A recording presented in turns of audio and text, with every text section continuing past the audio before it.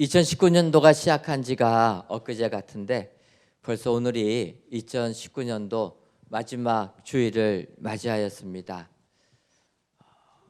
2019년도 마지막 주일을 보내시는 여러분들에게 한 해 동안 베풀어 주신 축복이 여러분들에게 임하시고 새해에도 같은 은혜가 넘쳐나시기를 주님의 이름으로 축원합니다. 저는 2019년도 하나님께서 우리 교회에 베풀어 주신 은혜를 생각해 보면 오늘 샬롬 찬양대가 찬양한 것처럼 오직 주의 은혜라 라고 밖에는 말씀을 드릴 것이 없습니다. 우리가 한 일은 아무것도 없는데 오직 주의 은혜로 하나님께서 우리 교회를 붙들어 주시고 올 한 해 축복해 주신 줄 믿습니다. 여러분, 올 1년 한번 돌이켜 보시기 바랍니다. 우리 교회 참으로 많은 일들이 우리 교회에서 진행된 것을 볼 수가 있습니다. 아시는 것처럼 15년 6개월을 끌어왔던 모든 분쟁이 올해 마감이 되었습니다. 2016년도 12월에 조정을 했음에도 불구하고 그리고 나서도 마무리를 하는 것이 한 3년이 걸렸습니다.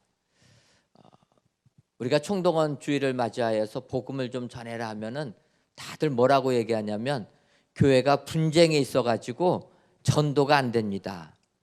모든 핑계가 분쟁이었어요. 뭐 좀 하라고 하면은 분쟁 때문에 못하겠다. 이거 하라고 하면 이것도 분쟁 때문에 못하겠다. 전부 다 그랬는데 이제는 죄송하게도 핑계거리가 없어져서 여러분들 이제는 전도하셔야 되고 주를 위하여 헌신하셔야 됐을 줄 믿습니다. 하나님의 은혜로 언제 이것이 끝날까 했는데 주님의 은혜로 마감이 됐습니다. 사실 우리가 그 마감을 짓기까지는 쉬운 일은 아니었습니다. 그럼에도 불구하고 주님이 하신 말씀 그대로 주는 것이 받는 것보다 복되다. 그 말씀을 신뢰하면서 우리가 주니까 모든 것이 해결된 줄 믿습니다. 이것만 보게 돼도 우리 교회 베풀어 주시는 은혜가 너무나 큰 것을 알 수가 있습니다. 그런데 이제 이렇게 분쟁을 마감하다 보니까 두 번째로는 우리가 풍락동 교회를 떠나야 됐습니다. 사실은 우리가 성전 부지를 매입했기 때문에 그분들한테 부탁을 드렸습니다. 어차피 성전 입당할 때 떠날 테니까 한 2년 정도 그곳에 머물게 있으면 좋겠다. 그래서 많이 제안들을 했는데 그분들은 그것을 받아들이지가 않았습니다. 그래서 어쩔 수 없이 우리가 떠나기로 하고 두 번째로는 그러면 떠나서 예배드릴 곳을 찾는 것이 우리에게 숙제가 되었습니다. 그래서 이 많은 성도님들이 예배드릴 장소를 물색할 때 가장 먼저 떠오르는 생각은 학교를 임대했으면 좋겠다. 그래서 예배드릴 수 있게 빌려줄 수 있는 곳들은 사립학교여야지만 가능합니다. 그러니까 강동구와 송파구에 있는 사립학교들을 쭉 알아보니까 벌써 교회들이 사용하고 있습니다. 그래서 교회에 건물을 안 빌려주기로 유명한 동북고등학교 하나 남아 있어가지고 거기 이사장님을 만나서 좀 빌려달라 해서 이제 이야기가 되고 있었는데 성도님들한테 동북학교를 얘기한다 했더니 멀다고 싫다고 합니다. 유일하게 남은 학교인데 그러면은 안 되겠다 생각이 들어서 그 다음에 이제 우리 교회 가까운 곳, 성도님들이 싫어하지 아니할 곳, 여러분 아시지 않습니까? 어디를 우리가 빌리려고 했습니까? 계약도 안 했는데 교회 소문이 다 나버렸어요. 그래서 우리 풍락동 바로 앞에 있는 옛날 한일 시네마 영화관이었던 건물, 저희가 그 건물을 얘기했던 것은 영화관이기 때문에 이런 예배 드릴 수 있는 공간들이 되어 있습니다. 그래서 이제 그것을 얻으려고 했는데 계약하기로 하기 전날까지 협상하다가 계약하기로 했는데 전날에 건물주가 안 하겠다라고 계약을 못하게 되었습니다. 아쉬웠지만 뭐 건물주 마음 아닙니까? 그래가지고 한일 시네마를 포기하고 그러면 이제 어디로 가야 될까 해가지고 결정된 곳이 여기입니다. 사실 이 건물은 작년 11월에 준공검사 받아가지고 임대되기를 기다리고 있었던 건물입니다. 사실은 저희가 이 건물 있을 때 올해 초부터 가서 물어봤어요. 이 건물 어떻게 조금 빌려줄 수 있냐 했더니 건물주 되시는 분이 교회는 절대로 안 준다. 왜 이렇게 교회들이 신용을 못 받았는지 저희도 몰랐습니다. 근데 임대를 하려고 가다 보니까 교회라고 하니까 쉽게 건물주들이 잘 주지가 않습니다. 그러니까 이 건물주도 이 병원은 요양병원 하려고 허가를 받고 그 용도로 지은 건물이기 때문에 교회는 주지 않겠다. 사실 저희가 한일 시네마가 안 됐을 때 어디로 가야 될런지 많이 걱정이 되었습니다. 그런데 하나님께서 우리 교회 성도님 중에서 이 건물주하고 친한 분을 벌써 예비하셔가지고 그 성도님이 그 이야기를 듣게 된 거예요. 우리 교회가 이 건물을 얻으려고 하는데 건물주가 허락을 안 한다. 그러니까 그 집사님이 그 건물주 찾아가가지고 반은 사정하고 반은 협박해가지고 내놔라. 그래가지고 저희가 이 건물을 계약하게 된 것입니다. 얼마나 은혜인지 하나님께서 사람을 다 예비하셔서 그렇게 만들어 주신 것입니다. 근데 저희가 비용을 아끼기 위하여서 3층부터 7층 얻었는데 얼마나 고생이 많으셨습니까? 또 그러나 성도님들이 헌금해 주셔서 이제 2층까지 얻게 되었습니다. 2층을 얻게 되니까 우리에게 조금의 고민이 생긴 게 뭐냐면 신년 축복 예배가 이제 다가오는데 이 공간에서 다 드리기가 어려워서 또 이 건물을 계약했던 그 장로님이 건물주한테 사정하려고 과일 하나 사들고 건물주 찾아갔습니다. 건물주가 딱 보니까 과일 살두고 오니까 할 말이 뭐냐 이렇게 물어보는 거예요. 그러니까 우리 장로님이 2층 싸게 임대해 주셔서 감사하다고 인사드리러 왔습니다. 그러니까 뭐 척보면 알지 않습니까? 빨리 진실을 말해라. 그래서 우리 장로님이 사실은 우리가 신년 축복 예배 1월 1일 0시에 드리는데 이 공간이 부족하니까 그때까지 1층이 임대가 안 되면 조금 우리한테 빌려주십시오. 그래가지고 허락을 받아서 이번 신년 축복 예배는 1층에서도 예배를 드립니다. 1층부터 6층까지 모든 교실을 다 써야지만 저희가 그날 온 성도님들이 모여서 예배를 드리게 됩니다. 하나님께서 예비하셔서 이렇게 1층까지 신년 축복 예배는 드릴 수 있게 해드렸는데 그러고 보니까 조금 욕심은 납니다. 어떤 욕심이냐면 우리가 입당이 2021년 4월이니까 내년도는 어떻게 해야 되나. 내년도까지 임대가 안 나가라고 할 수도 없고 어쨌든 하나님의 은혜로 이렇게 저희가 이곳에 와서 행복하게 예배를 드립니다. 그리고 마지막 세 번째로 이제 하나님께서 성전 부지를 허락하셔서 성전을 건축하게 되는데 1월 달부터 심의부터 시작해서 건축 허가, 지안정 영향평가 또 착공 수리까지 해가지고 그 모든 과정이 하나님의 은혜로 진행이 잘 되었습니다. 그래서 아시는 것처럼 저희가 12월부터는 이제 파일 공사 들어가가지고 오늘 여쭤보니까 파일 거의 H빔까지 하면 한 200개 정도 박았다 이렇게 얘기를 하십니다. 300개 조금만 더 넘기면 되기 때문에 이제 파일 공사도 아주 순조롭게 되는 것 같습니다. 성전을 건축하면서 하나님이 주시는 은혜를 이야기하다 보니까 많은 분들이 저한테 그래요. 성전 건축 끝나면 간증집 하나 써도 되겠다. 그래서 제가 그분들한테 그랬습니다. 간증집이 한 권 갖고는 부족할 것 같습니다. 워낙 많은 은혜를 주셔서 하나님이 세운 우리 은혜광성교회가 이렇게 잘 되고 있습니다. 저는 1년을 돌이켜보면서 정말 하나님의 은혜가 우리의 생각을 넘어서 우리 교회에 부어주신 줄 믿습니다. 하나님께서 우리 은혜광성교회에 이와 같은 복을 주셨더라면 우리 은혜광성교회를 구성하고 있는 성도님들 가정에도 이 같은 축복을 주신 줄 믿습니다. 여러분, 진정 우리 교회에 주신 은혜가 여러분들 가정에도 똑같이 임하셔서 정말 여러분들의 가정과 하시는 사업과 여러분들의 삶 속에 하나님이 주신 축복이 임하시기를 주님의 이름으로 축원합니다. 저는 올 1년 동안 하나님께서 베풀어 주신 은혜를 생각하면서 우리 교회 기도 제목을 믿음 위에 세우는 교회라 이렇게 올해 정해봤습니다.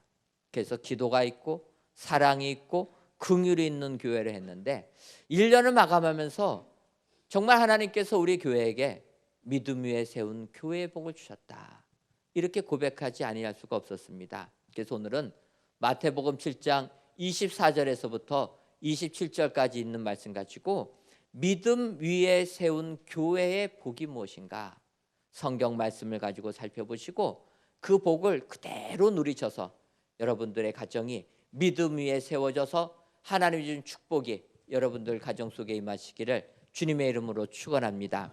그렇다면은 믿음 위에 세운 교회의 복은 무엇입니까? 첫째로 믿음 위에 세운 교회의 복은 행함의 복입니다. 오늘 본문 마태복음 7장 24절을 보면 그러므로 누구든지 나의 이 말을 듣고 행하는 자는 그 집을 반석 위에 지은 지혜로운 사람 같으니 이렇게 말씀하고 있습니다. 주님의 말씀을 듣고 행하는 자, 행하는 것이 축복이다 이렇게 이야기하는 것입니다. 여러분, 하나님의 말씀을 듣기만 하고 실천하지 않으면 그것은 아무런 의미가 없습니다. 이 시대에 얼마나 하나님의 말씀이 많이 선포됩니까?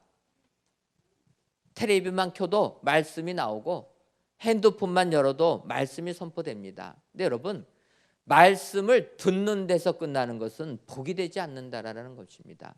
진정한 복이 되려면 그 말씀을 듣고 그 말씀 그대로 행하는 사람이 축복의 사람이 되는 줄 믿습니다. 여러분, 역대하 18장을 보게 되면 이스라엘의 왕 아합과 유다 왕 여호사밧에 관련된 내용이 기록되어 있습니다.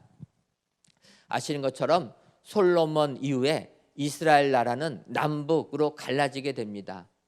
통일됐던 나라가 남북으로 갈라지니까 항상 다투고 있습니다. 그러다가 이제 이 왕들이 같은 민족인데 다투는 건 아니다 해가지고 동맹을 맺는데 어떻게 맺냐면 사돈 관계를 맺어서 동맹을 맺습니다. 그래서 여호사밧의 아들하고 아합의 딸이 결혼을 해서 부부가 되니까 이 집안은 사돈이 되고 사돈이 되니까 전쟁이 그치게 되는 것입니다. 근데 여러분, 우리 청년들은 결혼 안 해봐서 모르겠지만 사돈이라는 관계가 어떠한 관계입니까? 참 애매한 관계가 사돈입니다. 친하게 지낼 수도 없고 가깝게 지낼 수도 없고 그렇다고 멀리 지낼 수도 없고 이 사돈의 관계는 어렵습니다. 사돈이 부탁을 하면 안 들어줄 수도 없고 들어주자니 힘들고 형제들이 부탁하면 어떡합니까? 형제들이 보증 서달라고 하면 여러분들 어떻게 하십니까? 여러분들은 선하셔서 다 보증 서주시지만 저 같은 경우는 이런지하에 거절합니다. 그럴 때는 성경을 이용해서 성경에 보증 쓰지 말라 했다 해가지고 싹 거절해 버리는데 형제들은 그럴 수가 있는데 사돈이라는 관계는 그게 어려운 겁니다. 지금 여호사밧 왕도 그런 문제에 봉착하게 된 거예요. 결혼을 시켜서 이제 잘 지내려고 하는데 사돈댁인 아합 왕이 이야기합니다. 우리나라에 길랄 라못이라는 동네가 있는데 이것을 아람에게 뺏겼으니 이 원래 이스라엘 땅인데 우리가 이제 한 식구가 됐으니까 아람과 전쟁에서 이 땅을 빼앗자. 여호사밧은 사실 그 전쟁에 동참할 이유가 없습니다. 북이스라엘에 속해 있는 땅 지역이기 때문에 여호사밧은 갈 필요가 없어요. 하지만 사돈이 부탁하니까 이게 거절하기가 쉬운 것입니다. 그래서 여호사밧이 머리를 써서 아합에게 제안합니다. 우리는 하나님을 믿는 사람이니까 그 전쟁을 하기 전에 먼저 선지자에게 물어봐야 됩니다. 그러니까 아합 왕이 좋다고 얘기하는 거예요. 근데 여러분, 아합 왕 시대 북이스라엘의 신앙이 어떠했습니까? 그들은 하나님을 다 떠나가지고 바알과 아세라를 섬겼던 사람들이 그 당시 아합 왕 시대 이스라엘 사람들이었습니다. 그러다 보니까 그 시대의 선지자들이 하나님의 말씀을 바로 선포했겠습니까? 아니다라는 거예요. 다 아합 왕이 듣기 좋은 말만 하는 선지자들로, 사꾼 선지자들로 전락해 버렸다라는 거예요. 그래서 여호사밧이 선지자의 이야기를 듣자 하는데 많은 선지자들이 왔는데 아합 왕이 원하는 그대로 말해줬다라는 거예요. 너네들 전쟁터 나가면 승리한다. 하나님이 그렇게 말씀하신다. 전쟁터에 나가라. 이때 여호사밧이 그 말을 믿을 수가 없었습니다. 그래서 다시 물어봅니다. 진정으로 모든 선지자가 이렇게 이야기합니까? 그때 아합이 얘기해요. 반대로 하는 선지자 한 명이 있는데 이 사람은 내가 무언가 물어볼 때마다 항상 반대하는 사람입니다. 이 미가야라고 하는 선지자 반대만 하는데 들어보십시오. 그러니까 여호사밧이 듣겠다고 합니다. 미가야가 와서 얘기하는데 그는 그대로 얘기하는 거예요. 하나님께서 속이는 영을 너한테 보내가지고 너네들이 속아가지고 이 전쟁을 하게 된다. 너네들 이 전쟁을 하게 되면 크게 피해를 받을 것이다. 이렇게 하나님의 말씀을 전해줍니다. 근데 문제는 여호사밧은 이런 말씀을 들었음에도 불구하고 아합의 관계 때문에 어쩔 수 없이 전쟁에 출정하게 되었다라는 거예요. 여러분, 그 전쟁의 결과가 어떻게 됩니까? 성경을 보면 북이스라엘 왕 아합은 화살에 맞아서 죽어버렸습니다. 여호사밧 왕 간신히 목숨 구해가지고 예루살렘으로 도망오게 됩니다. 그때 여호사밧이 회개를 합니다. 깨닫게 됩니다. 하나님의 말씀을 들어야지 되는데 하나님의 말씀을 세상 환경 때문에 듣지 못하고 전쟁에 나갔다가 참패를 당하는 것을 보고 와서 아니다. 하나님이 명령하시면 그 명령에 순종해야 된다. 그래서 여호사밧이 남유다를 개혁합니다. 완전히 신앙으로 새롭게 나라를 세웠다라는 것입니다. 여러분, 여기에서 우리가 알 수 있는 것은 하나님이 말씀하시면 그 말씀을 행해야 된다라는 거예요.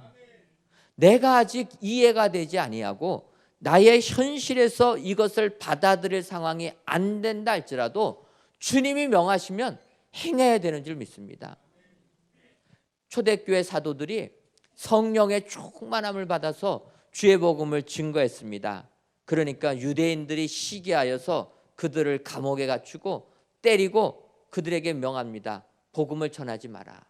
그때 사도들이 뭐라고 얘기합니까? 하나님의 말씀을 듣는 것과 너희의 말을 듣는 것, 내가 어떤 것을 해야 되느냐? 우리는 하나님의 말씀을 들을 수밖에 없다. 여러분, 하나님께서 명하시면 그 명령에 순종하는 것이 축복이 되는 줄 믿습니다. 행하는 것이 우리에게 복이 되는 것입니다. 듣는 것으로 그치지 마시고 행하시는 축복의 성도님들 되시기를 바랍니다. 하나님께서 원수를 사랑하라 명하시면 여러분 사랑하시기를 바랍니다. 내가 사랑할 사람은 사랑하고 미워할 사람을 미워하는 게 아닙니다. 주님이 사랑하라 명하면 원수라도 사랑해야지만 내가 축복의 사람이 된다. 하나님께 예배드리라 하면 어떠한 일이 있어도 예배를 드려야지만이 우리의 가정이 축복의 가정이 되는 줄 믿습니다. 여러분, 점점 더 시대가 발전하니까 주일 성수하는 게 어렵습니다.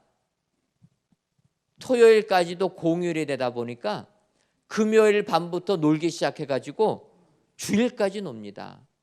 그러다 보니까 주일 지키는 게 어려운데 주님이 명하시면 이유를 대지 아니하고 지킬 때, 행할 때 축복이 되는 줄 믿습니다.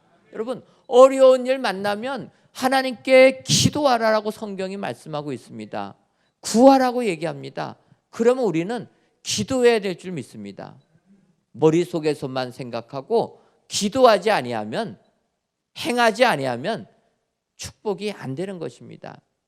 앞서서 제가 우리 교회 건축에 관련된 간증을 많이 했지만 1월 달에 심의가 있었습니다. 심의가 있을 때 저는 심의가 이렇게 힘든 것인지 몰랐습니다. 근데 심의를 하면서 우리 설계소장이 심의위원들 앞에서 브리핑을 하고 났더니 워낙 많은 반대가 생겨가지고 놀래가지고 저희한테 연락을 했습니다. 심의를 끝나고 났더니 지역 주민들의 반대가 너무 커서 건축을 못할 것 같습니다. 아니 여러분, 성전을 건축하려고 땅을 샀는데 그곳에서 성전을 짓지 못한다라고 하면은 그 땅이 의미가 있겠습니까? 저는 이런 일은 꿈에도 생각하지 못했던 일입니다. 성전을 짓다가 못 짓는 것은 공사비가 없어서 못 짓을 수는 있어도 심의가 통과되지 못해서, 즉 그 땅에 성전 건축 허가가 나지 못해가지고 성전을 못 짓는다라는 것은 꿈에도 생각하지 못했습니다. 근데 그런 이야기를 듣게 된 겁니다. 그날이 목요일이었습니다. 제가 목요일은 특별한 사정이 없는 한 기도원에 가서 기도하고 설교 말씀을 준비합니다.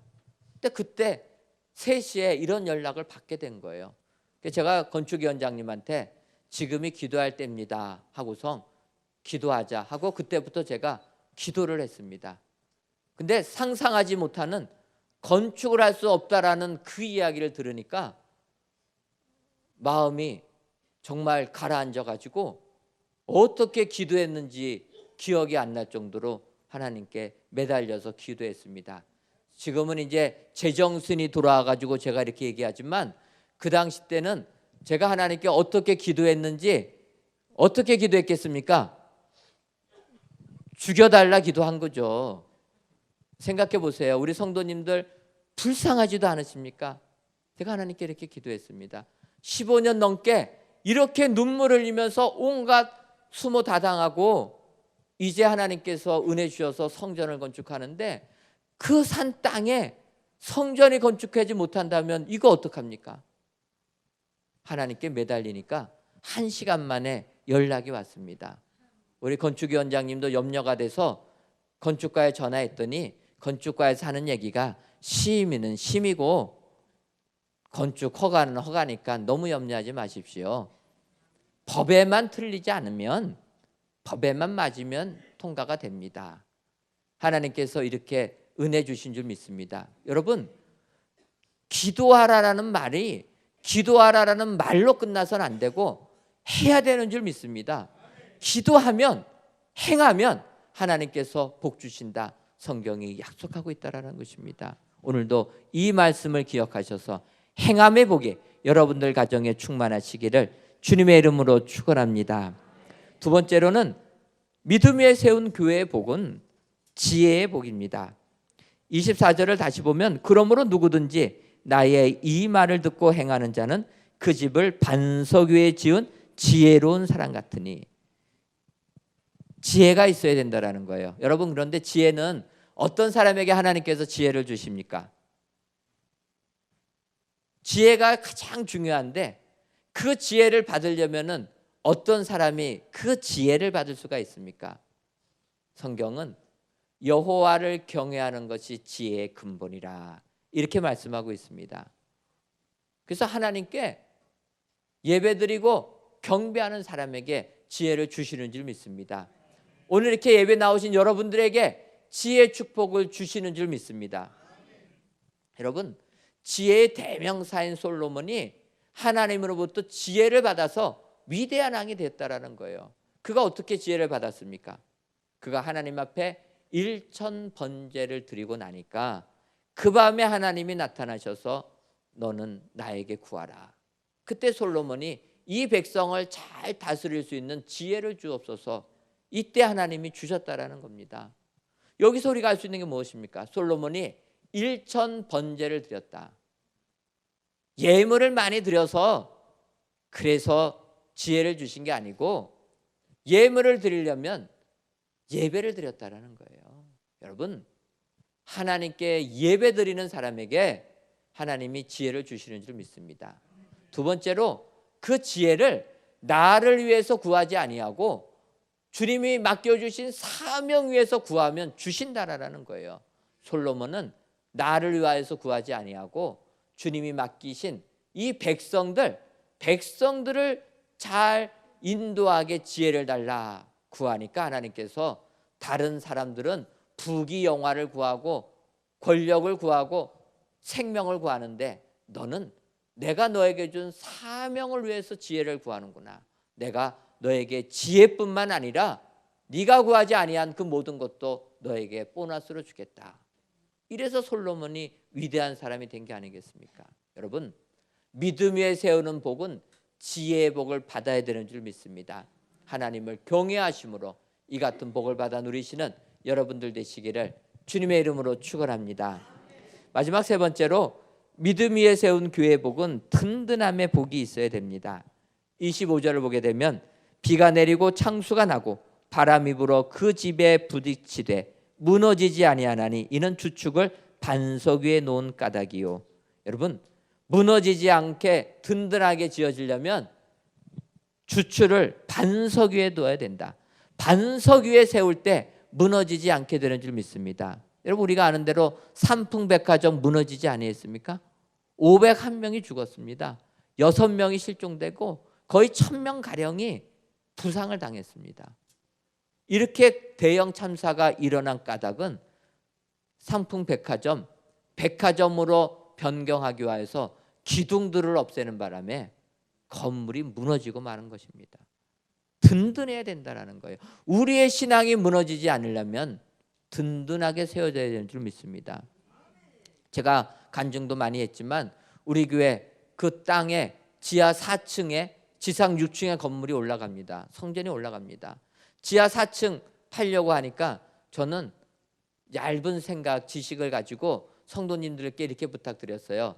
지하 팔 때 물이 안 나와야 되고, 왜냐하면 지하 팠다가 물이 넘쳐가지고 그냥 습도 때문에 건물이 망가지는 것을 많이 봐서 물도 안 나오게 하옵소서. 두 번째로는 돌도 안 나오게 하옵소서. 돌이 나오면은 공사가 멈추게 됩니다. 우리는 부지 확보가 안 돼서 지하로 들어갈 수밖에 없는데 돌이 나오면 안 돼서 돌도 나오게 하지 마옵소서. 그래서 이렇게 부탁을 드렸습니다. 땅을 사면서부터. 그래서 물 안 나오게, 돌 안 나오게 기도해 달라고 했는데 이제 그 땅을 우리가 시추해 가지고 땅을 지질 검사를 다 해야지만 이제 건축 허가가 나기 때문에 시추하는 회사 불러서 그 땅을 시추하려고 하는데 그분이 와서 하는 얘기가 우리 교회 지하 4층까지 파니까 거기까지는 돌이 없어야 되지만 그 다음부터는 돌이 있어야 된다라는 거예요. 저는 그것을 모르고 돌이 없게 하옵소서 이렇게 기도를 했는데 막상 그분이 와서 하는 얘기는 우리 지하 4층 다음부터는 돌이 있어야 된다는 겁니다. 돌이 없으면 무너지기 때문에 파일을 박아가지고 무너지지 않게 든든하게 해야 된다는 거예요. 근데 여러분, 이 파일을 콘크리트로 박으려면 비용이 엄청나게 들어난다는 겁니다. 그래서 제가 어떡합니까? 그날이 딱 맞춰서 금요일이라서 구역장 권차님에게 부탁드렸습니다. 조금은 낯뜨거운 기도지만 기도를 좀 바꿔달라. 오늘 지금 땅 파고 있는데 기도를 해서 어떻게 기도하냐면 지하 4층 파는 깊이까지는 돌이 안 나오게 기도하고 지하 4층 다음부터는 돌이 나오게 기도해라. 조금은 기도 제목이 그렇지 않습니까? 너무나 속이 보이지만 방법이 없었습니다. 왜냐하면 건축하려면 비용이 너무 들어가니까. 그런데 여러분, 그날 오후에 결과가 나왔는데 우리가 기도한 그대로 나왔다라는 거예요. 시공하는 회사가 이렇게 설계된 대로 땅에 있는 회사, 이런 땅은 자기도 처음 본다라는 거예요. 어떻게 나왔냐면 우리가 지하 4층까지 파는 깊이가 18m 정도인데 18m까지는 모래하고 자갈만 있고 그 다음부터는 돌이 나온 겁니다. 그래서 19m부터는 퇴적암이 25m까지 있고, 퇴적암은 부드러운 흙입니다. 그러니까 우리가 지하 파놓고 포크레인 갖고 해도 다 되는 그런 바위입니다. 그리고 지하 25m부터 37m까지는 연암이 있어가지고 우리 교회는 든든하게 세워지게 되는 것입니다.